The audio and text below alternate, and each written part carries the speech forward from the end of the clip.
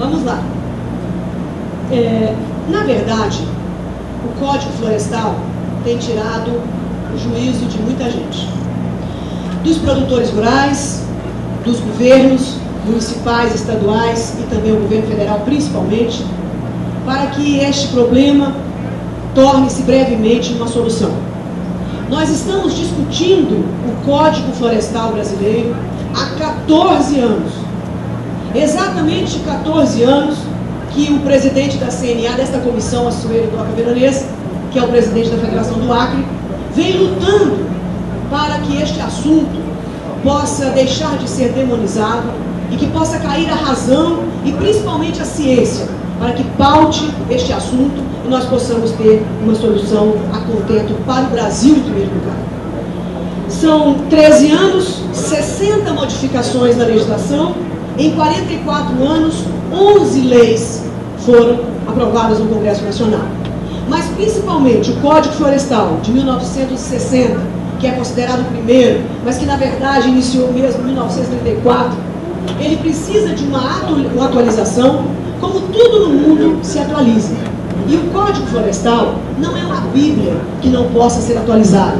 Assim como as pessoas, assim como a ciência, assim como o mundo move, o mundo cresce, as leis precisam ser atualizadas para acompanhar esse desenvolvimento. Uma mudança na lei não significa uma piora na situação, na legislação ou principalmente na questão ambiental. Muito pelo contrário. Nós estamos insistindo neste assunto para que nós possamos legalizar a produção brasileira. Porque aos olhos do mundo, o Brasil é um país irregular e ilegal do ponto de vista da produção. E aqui dentro do nosso país, os produtores rurais e a produção brasileira, praticamente 90% dela se tornou ilegal de acordo com as mudanças que foram feitas através de uma medida provisória que jamais foi votada no Congresso Nacional. Por quê? Porque era uma medida provisória, ainda do governo Fernando Henrique Cardoso, e que as medidas provisórias naquela época, elas não venciam. Nós mudamos o rito posteriormente, a medida provisória tem uma data, se ela não for votada pelos parlamentares, ela deixa de ter validade. Mas as antigas, que não tinham sido votadas, elas permaneceram por uma questão de segurança jurídica. Portanto, essa medida provisória, que foi editada ainda no governo Fernando Henrique e jamais votada no Congresso Nacional, ela teve mais de 60 mudanças sem a participação popular. Porque o fato de passar pelo Congresso Nacional significa que nós estamos envolvendo a sociedade, porque cada parlamentar representa uma parte do povo brasileiro e assim discute os assuntos com sua base parlamentar. O mais importante, dito aqui pelo Eduardo, pelo Irajá e pelo Guilherme, é a questão da segurança jurídica. Não entrando no mérito da questão ambiental, mas em primeiro lugar, antes de definir se é pouco a reserva legal, se é muito, se é inconveniente ou conveniente, nós precisamos lembrar que um país que pretende crescer sustentavelmente, de todos os pontos de vista, ele precisa de segurança jurídica. Sem segurança jurídica, não há produção.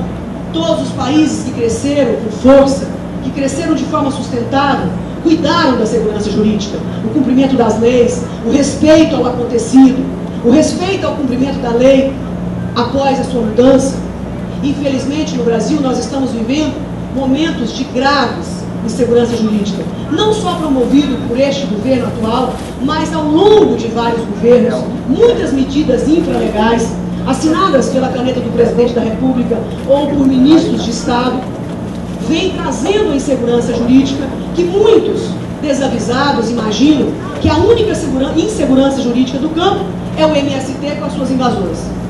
Infelizmente, não é só o MST que nos incomoda invadindo as nossas terras, mas a invasão da caneta Mont Blanc na vida das pessoas, de maneira monocrática, mudando e transformando situações de empreendedores no meio do caminho, é que trazem o desânimo e o encolhimento do empresário. Quando o empresário se encolhe, atrás dele há o encolhimento do emprego, há o encolhimento do imposto, aquele que é usado pelos parlamentares para fazer o orçamento dos seus estados, aos vereadores para fazer o orçamento dos seus municípios, comprometendo as aplicações na saúde, na educação, na segurança pública, porque empresário na ativa é dinheiro girando, não só entre a iniciativa privada, mas principalmente abastecendo os cofres do Estado brasileiro para que ele possa retornar em políticas públicas para a sociedade. E por que estamos vivendo todo este trauma, já que o setor agropecuário é, na realidade, a atividade mais importante do país? Não é só ela a importante, ela é a mais importante por conta dos seus resultados. Apenas por isso, nós representamos 1/3 do emprego, nós representamos 1/3 do PIB, nós representamos 42% das exportações deste país. Quando o Brasil comemorou na imprensa, por várias e várias vezes, principalmente no primeiro semestre deste ano, que o Brasil saiu da crise internacional com muito mais força do que os outros países, e primeiro do que os outros países, nós não cansamos de ouvir o governo dizer, principalmente o ministro da Fazenda, o presidente da República, que as reservas cambiais de 250 bilhões de dólares foram o fator mais importante para que o país saísse da crise. E da onde saíram as reservas cambiais deste país? Os 250 bilhões de dólares que fez com que o Brasil tivesse força para empinar mais alta a sua bandeira da tranquilidade. Se nós pegarmos a balança comercial do país, tudo que foi exportado e tudo que foi importado sem o setor agropecuário, a nossa balança seria negativa nos últimos 10 anos. Nós seríamos muito mais importadores do que exportadores. E o nosso acúmulo de reservas, então, seria negativo.